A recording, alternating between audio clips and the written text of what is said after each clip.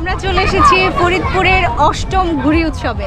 ফরিদপুরে উদযাপিত হয়ে গেল অষ্টম ঘুড়ি উৎসব। বিগত বছরগুলোর ন্যায় এবারও ফরিদপুরের ধলার মোড়ে আয়োজন করা হয়েছিল এই ঘুড়ি উৎসবের। চলো হারাই শৈশবে, এই স্লোগানকে সামনে রেখে ঘুড়ি উৎসব পালিত হলেও এবারের ঘুড়ি উৎসবে ছিল না ফানুস উড়ানোর পর্বটি। তারপরও ফরিদপুর ও এর পার্শ্ববর্তী বিভিন্ন অঞ্চল থেকে হাজার হাজার মানুষের আগমন ঘটে এই উৎসবকে কেন্দ্র করে। এই রঙিন উৎসবের সাক্ষী হতে আমরাও তাই চলে এসেছি এই ধলার মোড়ে। এসেই দেখতে পেলাম অনেক মানুষের ভিড়।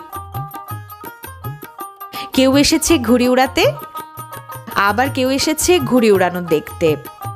আর সত্যি বলতে পদ্মার পাড়ের এই জায়গাটি এমনিতেই আমাদের কাছে ভীষণ ভালো লাগে।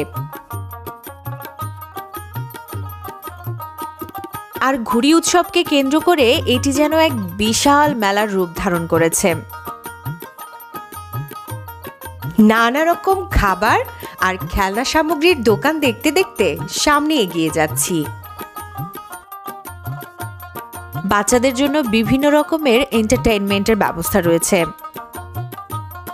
ফাইহানও তাই লাফালাফিতে ব্যস্ত হয়ে পড়ল। এরপর আমরা আস্তে আস্তে মূল অনুষ্ঠানের দিকে এগুতে থাকলাম। এই ঘুড়ি উৎসবে এসেও বেশ কিছু পরিচিত মানুষের সাথে দেখা হয়ে গেল। তেমনি আমাদের কিছু শুভানুধ্যায়ী, এমন কিছু সুন্দর মনের মানুষের সাথেও দেখা হয়ে গেল, যাদের অমায়িক ব্যবহারে আমাদের হৃদয়ে আপ্লুত হয়ে পড়ল। ঘুড়ি উৎসবের মূল মঞ্চ যেটাকে বলে, সেটা এখানে বেশ কিছু ছবি বা ফটোশুটের জায়গা দেখতে পেলাম, যেগুলো এই উৎসবের যারা স্পন্সর তাদের পরিচয় বহন করছিল। এসবের পাশাপাশি নীল স্বচ্ছ আকাশে শত শত ঘুড়ি উড়ানো দেখতে পাচ্ছিলাম। নানা রঙের নানা রকমের ছোট বড় ঘুড়ি। কত? 200 ফিট। পুরো বাংলাদেশের পতাকার মোটিভে একটা ঘুড়ি।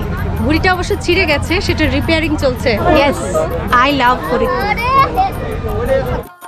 সবার ঘুড়ি উড়ানো দেখে আমরাও তাই ঘুড়ি উড়ানোর লোভ সামলাতে পারলাম না।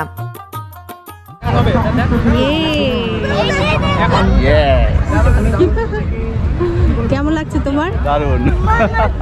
অনেকদিন পরে না? হ্যাঁ, অনেকদিন পরে শৈশবের স্মৃতিতে ফিরে গেলাম আবার। এখন আকাশটা যে কি সুন্দর লাগতেছে। গোধূলির আলোয় ঘুড়ি উড়ানো দেখতে দেখতে কখন যে সূর্য ডুবে যাচ্ছে টের পেলাম যখন এই উৎসবের ইতি ঘটল। আমরাও তাই বাড়ির পথ ধরব। তবে মনে কিছুটা আক্ষেপ রয়ে গেল ফানুস উড়ানোর পর্বটি না থাকায়। পরিশেষে বলতে চাই, বিগত কয়েক বছরে ফরিদপুরের এই ঘুড়ি উৎসব আমাদের ফরিদপুরবাসীর হৃদয়ে এক অন্যরকম ভালো লাগা, ভালোবাসা আর আবেগের জায়গা দখল করে নিয়েছে।